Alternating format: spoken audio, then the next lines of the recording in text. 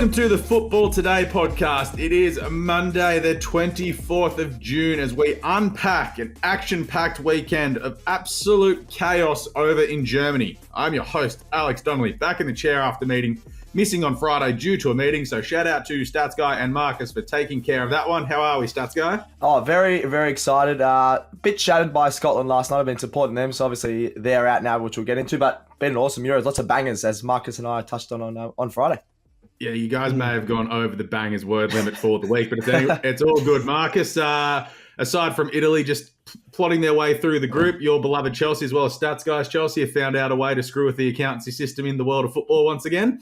Of course, but you can't forget about Swindon Town in the background. They are the elite of English football. What tier are they in at the moment? Fourth. It's okay. But it's all good. I think the owner is actually Aussie. So that's pretty cool. But yeah, there's been heaps of late goals, hasn't there? Yeah. And plenty overnight. Yeah, a couple this morning. Yeah, pour one out for Stats Guy. Here's beloved Scotland getting beaten in the 100th minute of the game. Very good. Just to add insult to injury after his beloved North Melbourne went down in the AFL over the weekend. Anyway, before we get rolling, please make sure you subscribe to our YouTube channel, the socials, listen wherever you get the podcast, but please like and subscribe on YouTube. That is the most important one. But Apple Podcasts, Spotify, X, Facebook, Instagram, TikTok, all that good stuff. Hit us up on @Football Today AU, Football Today Pod. No, yeah, nah today because, well, I'll be honest, I've had like 3 hours sleep getting in late from Sydney. I could do an impromptu one. We could do an impromptu one, maybe. I've got one. Oh, there you go. Right. Yeah. Jordan Pickford is a knob. Whoa! What did he do now? Did you hear what he said? No. I need the context before the He blamed the Denmark draw on the pitch not being. It's like, mate, both nations are playing on the same pitch. Nah, Denmark are playing on a different pitch to England, apparently. Yeah, that's like... That's a big then. Yeah, it's a big That's just... That's the guy from Arsenal Fan TV saying it's been raining. Yeah. The Arsenal Fan TV people do not represent the actual Arsenal the wider community. Yeah. There's a few Chelsea fans that don't represent the Chelsea community. Anyway, that's pretty knobby from Jordan Pickford, so we'll give that one a because a good tradesman doesn't blame his tools. So yes. Unlucky, Jordan. Actually, that goal wasn't your fault. That was a ripper. Anyway, let's get into the news. Speaking of, Gareth Southgate's found a new excuse. He said England can't press high because their players are tired because only English players have been playing football for the last 9 months, apparently, boys. I don't understand what he was saying. He said it was okay during the build-up. They said, oh, yeah, we looked all right with the physicality levels. They didn't, for starters. They looked really slow and tired, and they've just brought that into the Euros, and now he's bringing it out as an excuse.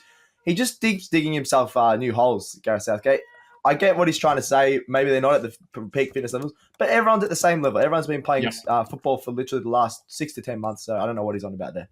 Secondly, we probably don't need to touch on this one too much. We do need to hit on it, but we'll move on from it quickly. Albania player Daku has been banned for offensive and nationalist fan chants.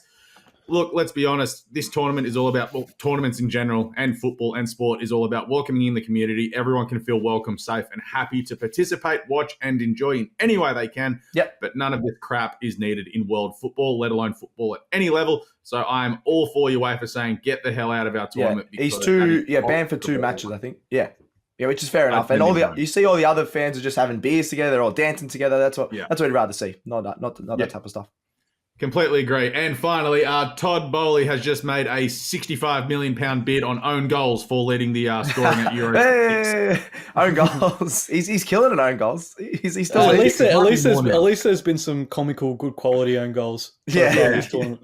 Yeah, there's been a few ones that you just, that's unlucky. But then there was that one in the Portugal game the other day. That was just pretty funny. All right, let's get into the match wraps. You guys previewed all of this on Friday, so a lot to get through. So we'll rip through these, not spend too much time on it. Start off on Friday night. Slovenia and Ukraine was 2-1 to Ukraine. First come from behind win from the Ukraine since Euros 2012, which is 4 tournaments ago. So it's really not that many, but good for them to get a win there. Big win over Slovakia. Fun game. These games have been really fun. Like a lot of them, apart from the big nations, have been awesome to watch. Yeah. You got Slovakia scoring obviously earlier than Ukraine. Then Ukraine just were awesome in the second half. It just comes down to, as we've all mentioned on this show, just teams trying to take shots rather than just dink it around. You might as well take a shot, might as well try and take that risk, and then you're going to get a goal. And they got 2 goals from that, which was awesome by Ukraine. Yeah, 100%. They changed the lineup a lot, Ukraine, from the previous game. because obviously weren't good enough against Romania, and it's come the goods. Mm-hmm. And that puts that group, the Slovakia and Ukraine group, everyone's on 3 points. So it is really well set up for the final match day, which we'll get into. We'll preview that on Wednesday because those games are on Thursday or Wednesday night. So, yeah. That's the first time ever in a major tournament that all 4 teams are on 3 points heading into the last game. Which is pretty cool. It'll be a great day for the live ladder for those watching. The live ladder. Love it. Yeah. Moving on. Poland got smashed by Austria. Don't mention the war. 3-1. Austria's first ever win against Poland, and Poland, the first team to be officially knocked out of Euro 2024. They have been les horribles. Yeah, they have. No, Lewandowski, I'm pretty sure, didn't play again.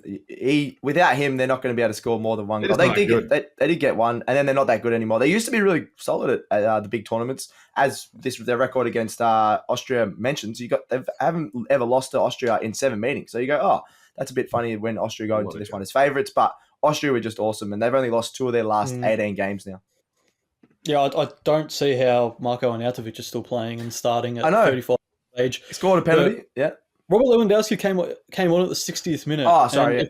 If he plays half an hour, you'd assume he's fit enough to start the game. Yes. That could be a completely different game with Lewandowski, Piatek, and Zielinski as your front 3. Yeah. No, good call. So I think it's stronger. And shout out to Ralf Rangnick, manager of Austria. It's almost like he knows what he's doing, unlike what Manchester United thought. Yeah. So, good stuff there for Ralf. That takes Austria to 3 points. They've got themselves in the box seat to get through as one of the best third-place teams if they can sneak a point in their final game. Ooh. Because what we haven't really talked about is, so Group B currently third place, Albania and Croatia are both equal on 1 point. Group C, Slovenia 2, Serbia 1. Austria on 3, Poland are out on zip. Everyone on Group E is on 3 points, and in Group F, you got Czechia on 1 and Georgia on 1. So you think the Austrians would be very, very unlucky not to get through as one of the best 4 or one of the 4 best third place teams. Well, if they can somehow, you go, Marcus.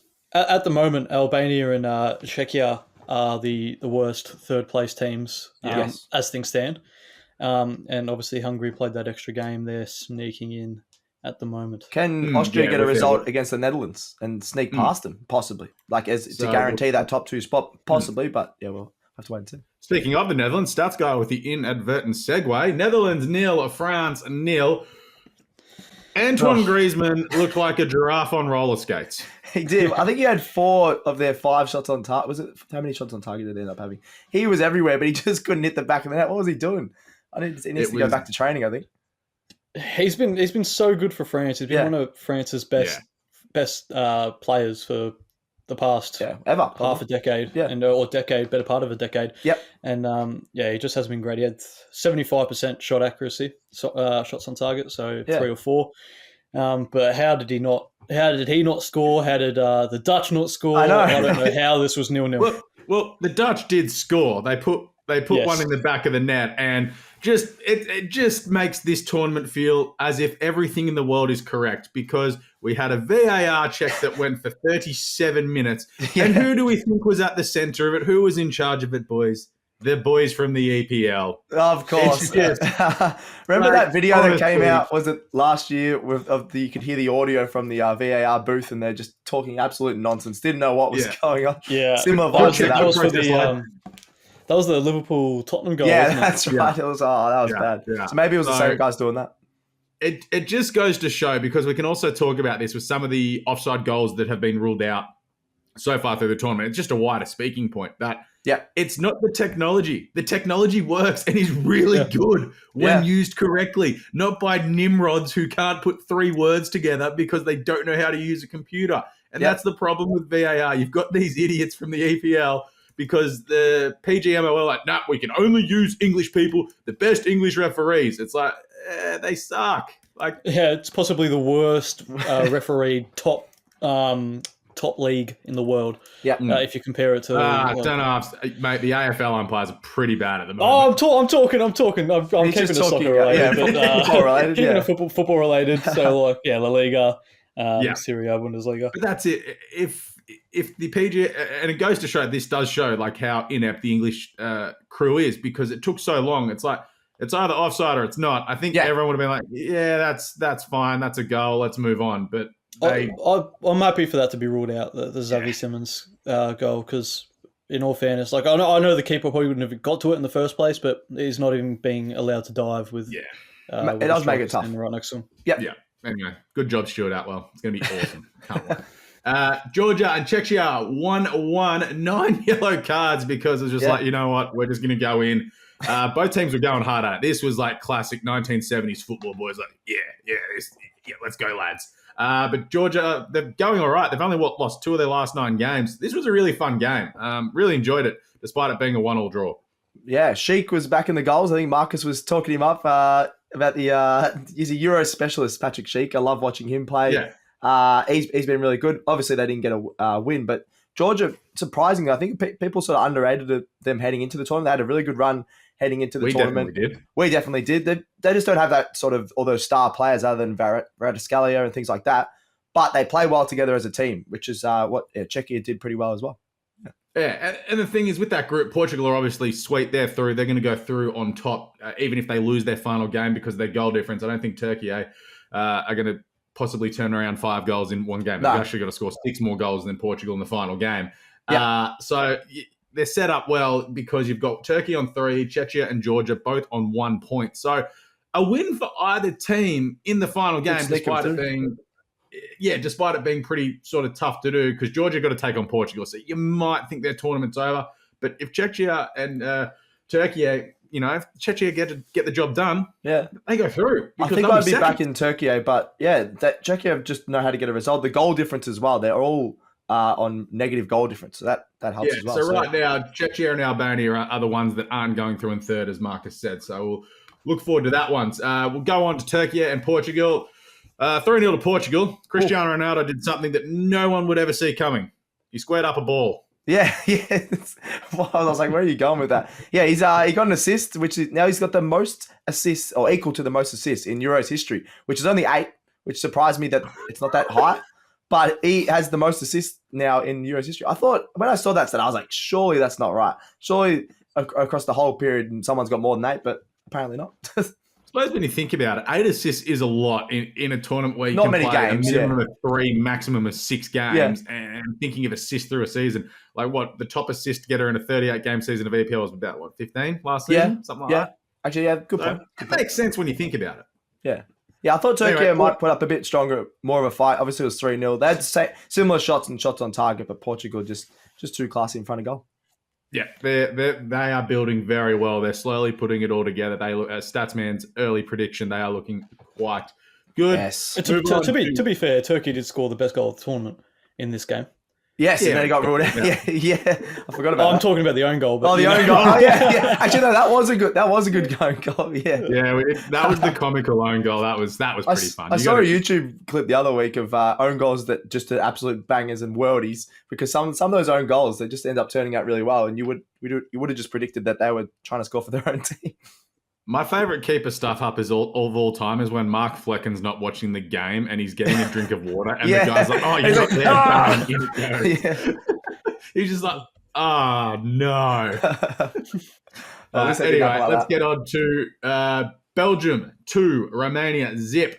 Belgium scored in about the first 90 seconds with an absolute worldie from Tielemans. Really actually good setup play. Doku was doing his best Anthony impersonation. It's like, oh, Lukaku's there. I'm going to give it to him. Who laid it off to Tielemans, who went whack, bottom corner. Yeah, Tielemans has just always been a good finisher like that. I love watching him play. Yeah, again, similar to the Turkiye and Portugal game, the quality of the better nations just sort of shone through, because Romania actually put up a decent fight and they showed a little bit. It's not easy to have, 14, 15 shots against a Belgium side. No. So they've been impressive so far this tournament, and if they can nick a point again, they could see themselves through as a third place finisher or even top 2. Yeah, who are we going in that really, really close Group E, lad? So we obviously talked about that. They're all on the same points. I think the best 2 teams have been Romania and Belgium. I know that they're the top 2, but I don't see Slovakia or Ukraine getting through. But I don't know. What do you guys think? So Belgium will beat Ukraine, and maybe a draw between Slovakia and Romania and both go through. I think Romania could win that 2 or 3-0. They've been a lot better than Slovakia. Yeah, but Slovakia could just sit off and make sure they get a draw to go through. By then, that could be a gentleman's draw. Yeah. See both teams through. By then, they'll know if they can get through or not. So True. That's a good point. Belgium will go through on top of the group. And yeah, they'll wipe through Ukraine. They'll win that pretty handily, you would think. Yeah. Speaking of, finally, games this morning. Switzerland won, Germany won. The Germans left it late to top the group with a 90th minute equaliser from Füllkrug.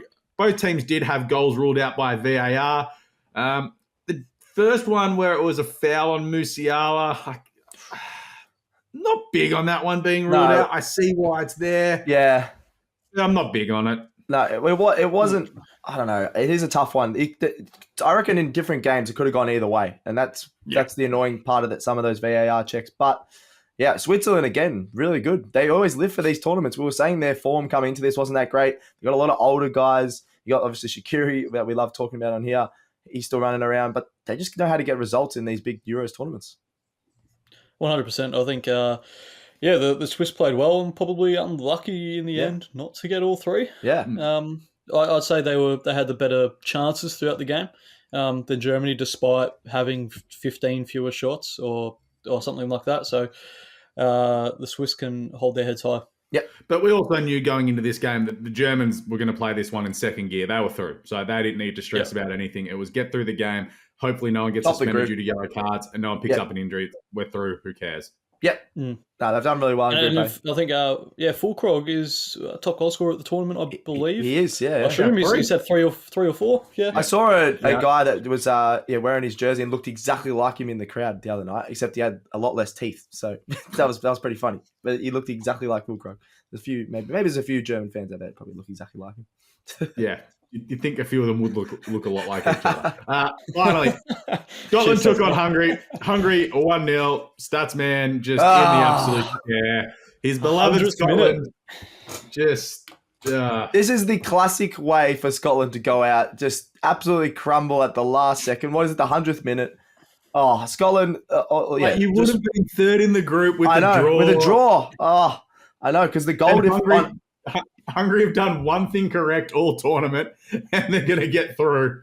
I know that. Well, no, they've been okay this tournament. They just haven't, produced the amount of wins that they would have wanted, but they just held on towards the end. Scotland, they'll be filthy. I feel like all the Scottish fans are now going to be going for Germany because they've created a real good bond with the German fans over there, which has been surprising. I was thinking about this the other day. You got obviously Celtic Rangers, massive rivalry, and they just want to kill each other. And then once they come for Scotland, everyone's like, "Oh, these are the nicest fans going around." They just change dramatically.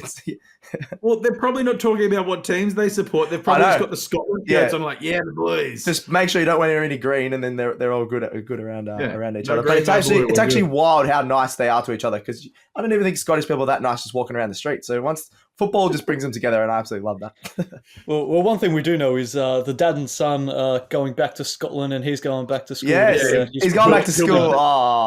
He'll be back at school by Tuesday. Here's another impromptu Yeah. Have Scotland been the worst team in the tournament? Oh, let me have a look. The goal difference. They were bad this morning as well. I'm saying nah. I reckon they've had a total of about 10 shots in all three games. In terms of stats, they've got the worst goal difference and the least amount of points. Croatia have been worse. Ooh. I'd say, unfortunately, I'm going to say Scotland. Most goals against, worst goal difference. Best crowd, equal to the Netherlands or something like that, but yeah, I'm going to say worst. Wide level, high performance, terrible. Yeah. If they played anything like their fan base, they would have been much better. But Hungary, just held on. I'm so frustrated with that. The 100th minute. Couldn't get the job done. Get over it. We're moving on. We've got to get into some of the game previews. We've got a bunch of them to preview. Before we get into it, live Tuesday morning, the Statsman and Marcus are going to, is it Hop House? I think it's Hop House. Crafty Squire. Yeah, same thing. It's around the corner from work. They'll be there 5 a.m. on Tuesday morning. They'll be live streaming. They'll be having a couple of cheeky breakfast beverages, as well as some bacon and egg rolls. Just some Croatia OJ, and Italy, as well as Spain and Albania at the same time. So they'll be there doing their best work. I'll be at the gym hitting them up in the comments. So Get enjoy that one, boys. Get down. Get on, what is it? He doesn't rate our audience. He doesn't care about them. He'd rather go to the gym. Do care, but no, you don't care, Alex. You don't. As executive producer, you boys are free to do whatever you want. The gym is not getting us anywhere. The gym is getting me plenty of places. Whoa. Anyway, let's get into these game previews. We'll start off with Albania versus Spain. This one looks pretty simple. You think Spain would get the job done, but if Albania can somehow get a win here, they would be able to go through as one of the best third-place teams because 4 points would almost get them through. 100%, 4 points would get them through. Albania have been great. They have been really good. And they're doing it for their nation's hero, Dua Lipa. Yeah, Dua Lipa, yeah. The most famous Albanian. That's why a lot of guys are going for Albania, I reckon. I don't see them getting... I know that Albania, I reckon they'll score a goal because their counter-attack and the way they've structured up and played this whole tournament has been so smart. They know that they're fast. They know that they can just go long ball and have some attackers that can run around the defenders. But I still don't see Spain losing this. I think it could be like a 3-1 to Spain because Spain just looks so clinical at the moment. Yeah, Spain have been one of the best teams in the tournament. Top 3 teams in the tournament, in my opinion. So Spain should win this one, although it won't come without a scare, I think. Yeah, agreed. Spain go through on 9 points, we believe. Italy and Croatia. This is a classic European football matchup here. It is. Italia. We're going to let Marcus take us through this because a point for Italy basically does get them through no matter what. Even 3 points would potentially get them through depending on the result in the Albania and Spain matchup. But Italy probably just need to go out there and make sure they win regardless. Croatia absolutely must win. Yeah, I think Croatia have been really poor. As you mentioned, Alex, you shouted them as one of the worst performing teams in terms of expectation heading into the tournament. Because notoriously they always find a way to progress into the quarters at the very least. But Italy weren't great against Spain. Croatia haven't been great this tournament. But I think this is one where Italy's passion sort of just rides through and tournament-friendly nature of the way they play is going to help them here. The last 3 results, lads, have been a 1-1 draw between these two. So if you're doing correct score, just go on that. I think Italy can win this maybe 2-0. Croatia just looks so slow. No willingness to pull the trigger. They're just doing, unless they change their game plan a little bit, I think Italy's going to win this pretty comfortably. Yep, agreed. All right, make sure you check out the boys live. What platforms are we doing it on? Definitely TikTok, possibly Instagram, and possibly YouTube. I'm going to sort that out. Wait, we're allowed to do it on TikTok? I thought we didn't have enough followers. No, I think we do now. I think we do. We'll have to check that. Anyway, we'll double check that. Check the socials out. Moving on, France take on Poland. So getting to the final matchups in Group D. So France obviously definitely need to win this one to hopefully go through on top. They're pretty much almost through.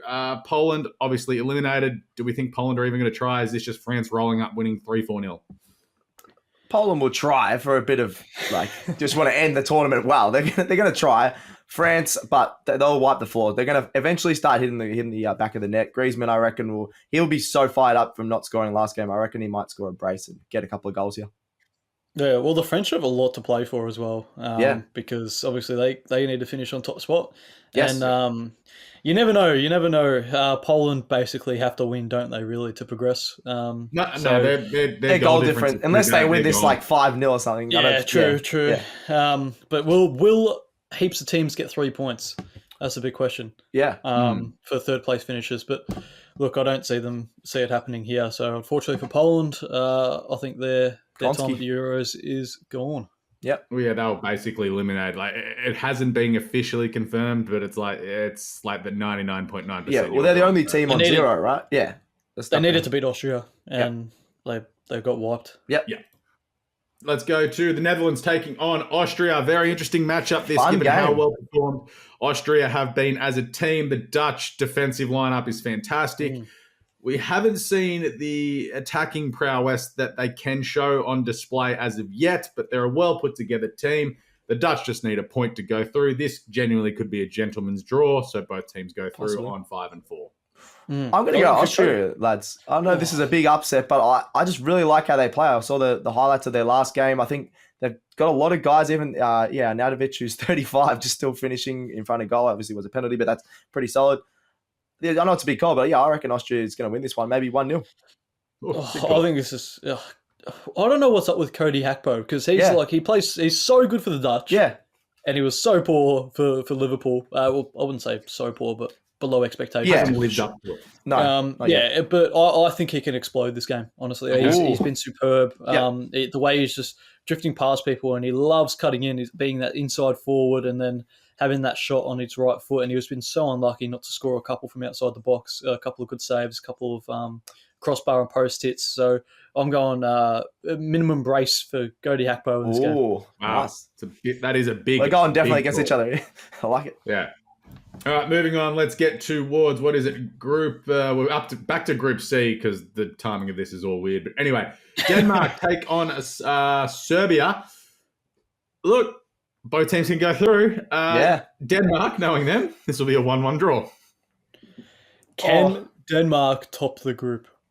They can. Wait, who's England? Who's England got? England have got Slovenia. Oh, yeah. Sorry. So if Denmark beat Serbia have been quite good. They're probably unlucky to find themselves bottom of the group. Yeah.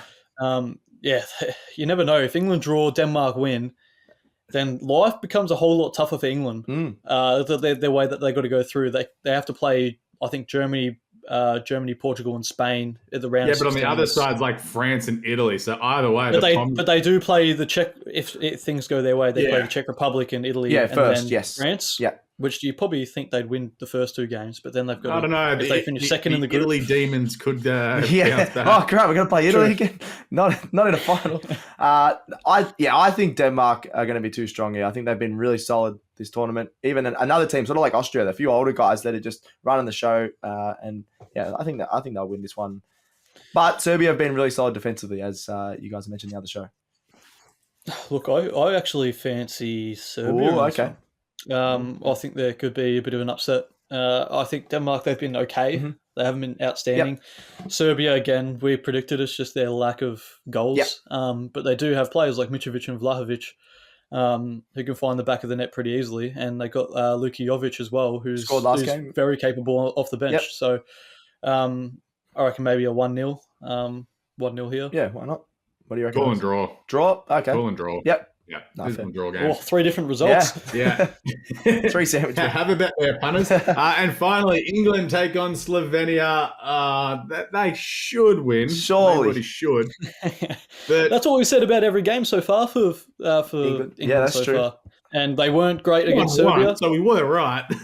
They weren't great against Serbia though in that first game either. They've been far from convincing. Do we see Gareth Southgate actually finally ring in the changes? Does he play Adam Morton or Kobbie Mainoo beside Declan Rice? Does he play Anthony Gordon on the wing instead of Phil Foden? Does he play Ollie Watkins instead of Harry Kane? I can't believe we're at the point where we're asking if Harry Kane should start for England. I think that's ridiculous. He scored last game, so I'm keeping Harry Kane in there, but I wouldn't mind seeing some other changes. Yeah, like Phil Foden. I'd play Wharton beside Declan Rice and I'd play Anthony Gordon on the wing. I said it the other day. If you play Gordon on the wing, they'll be sweet because Phil Foden just isn't doing anything there. Saka is fine on his wing. He's looked all right so far. Defensively, they're all right. Mark Gahey, aside from that one little slip up the other day, was very good. Been good. But it's just, they're not clicking. It's just not working. So Trent, he's a gun. He's an absolute freak of a player, one of the best in the world at what he does, but he's not a midfielder. No. Yep. No. Get him out of the midfield. Adam Wharton, if you thought he was good enough to pick him instead of taking Calvin Phillips or someone Madison else, or something else, play him. Yeah. He showed in the warm-up games that he was good enough. Yeah. Play Adam Wharton besides Declan Rice, and you'll actually have some stability there in defensive midfield. Yeah. I think they only need to make one change, in all honesty. I think I know this is tough to say, but I think you can drop Jude Bellingham back into the 8 almost, because he got when he did look they bad, made the changes against the Denmark game. He actually played in that 8 and he played fairly well. He made a good few passes and threw balls into Ollie Watkins. And then I think you put Phil Foden as the 10, where he's been playing for Manchester City and dominating. He had a couple of great chances so far in the Euros there. And then Anthony Gordon on the left. And then if you need more solidity, then you'd probably either take Foden off, put Bellingham higher up the pitch, and like you said, Alex, maybe Wharton beside Declan Rice. Yeah. No, I agree. It's not hard, but Gareth Southgate is doing his best. It's why Rabiot continues to play for France, because he fits into Didier Deschamps' structure and the way it works. Yep. So he's not like, I'm just going to pick all my dudes because I want it. Same as Kante. People were saying, we talked about this on the Friday show. Kante obviously hasn't played as much football, and he just comes back in and fits in perfectly because he fits in well to their system. So, yeah. Yeah, can we talk about him? He's on. Yeah, I love watching Man of the match in both France's group stage games. Such a freak. We probably stuffed up by not talking about how good he has been. Yeah. Like, I balls that one up. I was very wrong in saying that he should not have been picked. No, a lot of people were saying that just because he hasn't played much football. So, yeah, but he's back. All right. I think that's a wrap. We've covered them all. Got through all the games of the weekend and all coming up. So make sure you check into the boys live across our social medias on Tuesday morning. They'll be having a bunch of fun. Hopefully the games are good, like the craziness we had at the World Cup, where at one time 4 different teams were on top of the group. Every chance we could have that in the coming days. Make sure you hit us up on the social medias, of course. TikTok, X, Facebook, Instagram, at Football Today AU, at Football Today Pod. Like and subscribe on YouTube. Please follow us on Apple Podcasts, Spotify. Give us a 5-star rating. Leave a review. All that stuff is really important, so please do that. Tell your mates. Send in a group message going, these boys are just chatting absolute junk. It's a good time. It's only half an hour. Doesn't kill you. Yeah. Make sure you check out all of our shows. AFL Today, where the Statsman and Jim talked about all of the round 14 games over the weekend. Marcus is doing his stuff on Cricket Today with the Statsman. Australia got humbled by Afghanistan yesterday. Very funny stuff. That. Make sure you check out Hold All Tickets. I do that. Randwick got washed out on Saturday. That was pretty funny. I've lobbed into Sydney and it just starts raining. It was great. I think I've covered all the plugs, haven't I? Yeah. NBA Australia. Free NBA Australia as well. Yeah, I think you've done it all there. Yeah. All right. Shout out to the Statsman and Marcus. Thank you. Thanks. Shout out to Alex. Yeah. Running through it all, freezing cold in this bloody desolate office of mine. It is so cold Bloody in this Melbourne house. I need to get out to defrost. Shout out to our main man, Gerald, behind the camera. He's the absolute hero of this operation. And shout out to Homie for doing the stuff on Friday, while Gerald had a much-deserved day off, and Spence as well. She's been doing a bunch of socials. When's Leo back? He sent me a message recently. Another week. This end of this week, I reckon. As soon as the Cricket World Cup's done, he's pretty much back. So he'll be back on all of our platforms soon. Okay, I think that's us done and dusted. We will catch you on Wednesday morning. So we won't do a show tomorrow morning. The boys will do a live in place of that. We'll be back Wednesday morning to wrap up everything, which means we then can preview the Wednesday night games, and we'll be back on Thursday morning to look at the round of 16. So absolute bunch of football content coming your way. We'll catch you later this week. Football Today, done and dusted. If you like this show, make sure you check out all the other shows on the Sports Today Network, from the AFL Today Show to the Cricket Today podcast, the Football Today podcast, as well as NBA Australia and NFL Australia. With Sports Today, your sporting needs have never been easier to cover.